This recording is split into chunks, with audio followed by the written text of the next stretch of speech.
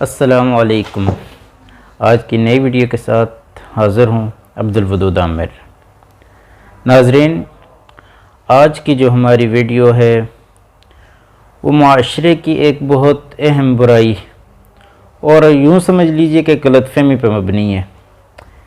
میں اکثر کہیں پڑھتا ہوں معاشرے میں ایک چیز رائج ہے، کسی فرد کی تعریف لوگ کرتے ہوئے کہتے ہیں جی فلاں شخص کی وائف یا فلاں عورت کا شوہر نوجوانی میں فوت ہو گیا تھا اور اس کے بعد اس شخص نے اپنی زندگی جو ہے وہ اولاد کے لیے تج دی، اولاد کی خوشیوں کے لیے قربان کر دی۔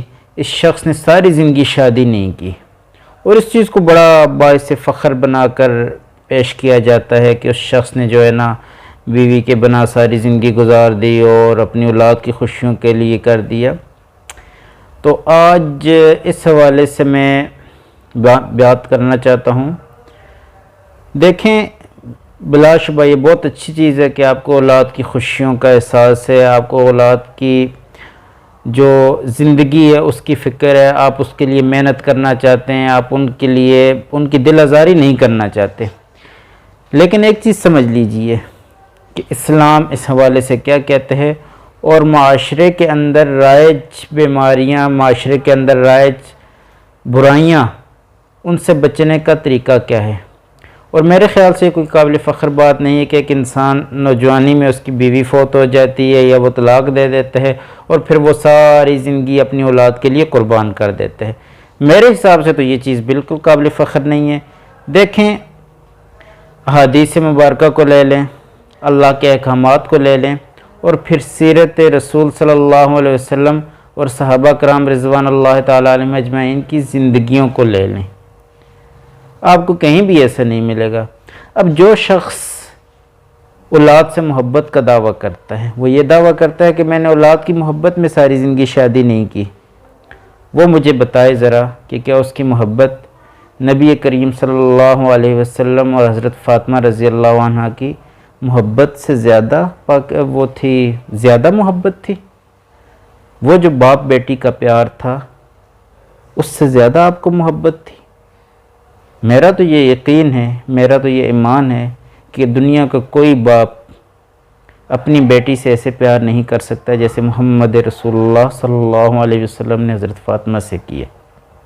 اور میرا یہ بھی ایمان ہے کہ دنیا کی کوئی بیٹی اپنے والد سے اتنی محبت نہیں کر سکتی جتنی حضرت فاطمہ رضی اللہ تعالیٰ نے اپنے والد حضرت محمد مصطفیٰ صلی اللہ علیہ وسلم سے کی۔ اب نبی کریم صلی اللہ علیہ وسلم کی زندگی کا جائزہ لیتے ہیں۔ دیکھیں، قرآن کریم میں لَقَدْ كَانَ لَكُمْ فِي رَسُولِ اللَّهِ أُسْوَةٌ حَسَنَةٌ کہ تمہارے لیے تمہارے رسول صلی اللہ علیہ وسلم کی زندگی بہترین نمونہ ہے کہ اس کے مطابق اپنی زندگی گزارو، اس کے مطابق اپنی زندگی کے سارے اصول، سارے طریقے، سارے راستے اختیار کرو۔ اب نبی کریم صلی اللہ علیہ وسلم حضرت خدیجہ رضی اللہ تعالیٰ عنہ کی وفات کے بعد شادیاں کرتے ہیں۔ حضرت فاطمہ رضی اللہ تعالیٰ عنہ کی محبت میں تو کوئی فرق نہیں آتا۔ صحابہ کرام شادیاں کرتے ہیں، کوئی فرق نہیں آتا۔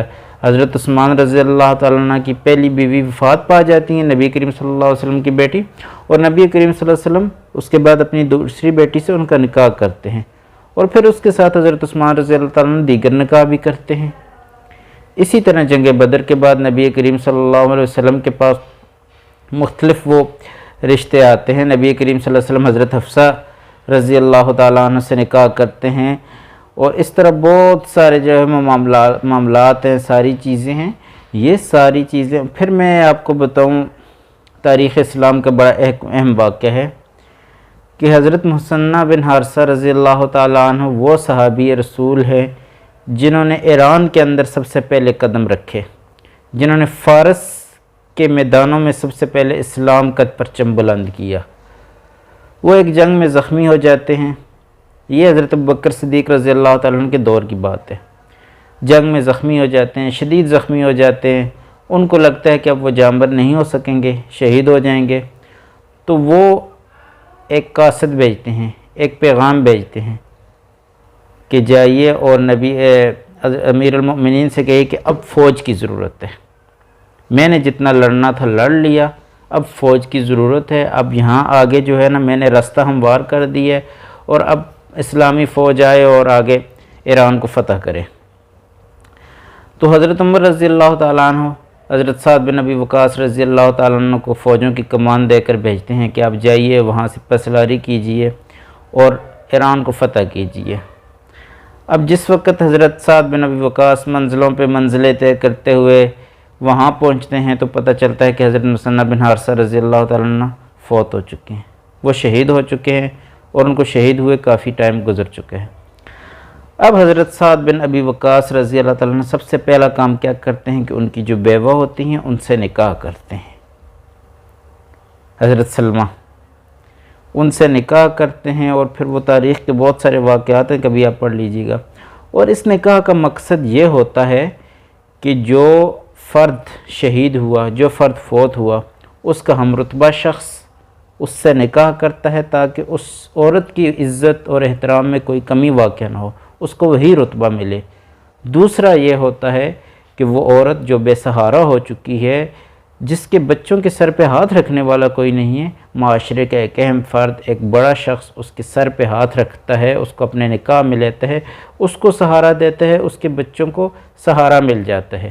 یہ بڑا اہم فیکٹر ہے، اور ہمارے معاشرے میں اس چیز کو بڑی خامی کے طور پر لیا جاتا ہے۔ جی فلاں شخص کی بیوی فوت ہوئی، بھائی اس نے تو 4 دن بعد شادی کر لی، بھائی اللہ کا حکم ہے، رسول اللہ صلی اللہ علیہ وسلم کی سنت ہے، تو اس نے اچھا کیا، یہ قابل تعریف عمل ہے۔ یہاں کوئی عورت اگر شادی کر لے طلاق یا بیوہ ہونے کے بعد، تو اس کو معاشرے کی نظروں میں بہت زیادہ حقیر جانا جاتا ہے۔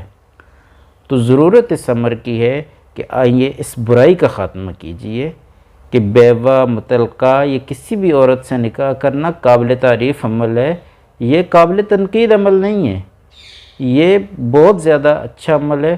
اور معاشرے کے اندر جو مروجہ اصول ہیں جو ہم نے ہندو معاشرے سے لیے ہیں بنیادی طور پر، کہ وہاں عورت کو شوہر کے ساتھ ستی کر دیا جاتا تھا، جلا دیا جاتا تھا، وہاں بیوہ کے لیے ان کے مذہب میں کوئی گنجائش نہیں ہے کہ وہ دوسری شادی کرے گی، وہ چیزیں ہم نے اپنے اوپر لاگو کر لی ہیں۔ حالانکہ اسلام بہت وسیع دین ہے، اسلام تو ہر معاملے کے اندر ایک مثال پیش کرتا ہے۔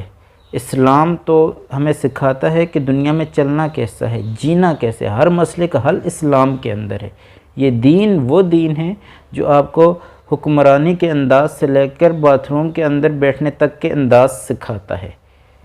تو وہ معاشرے کے اندر پھیلتی اور پنپتی برائیوں سے نجات کا یہ طریقہ ہے کہ زیادہ سے زیادہ بیوہ مطلقہ یہ جو لوگ ہیں ان سے شادیاں کی جائیں، اور لوگوں کے اندر اس وہ جو قبیح رسم ہے اس سے نجات کی حاصل کی جائے۔ بہت بہت شکریہ۔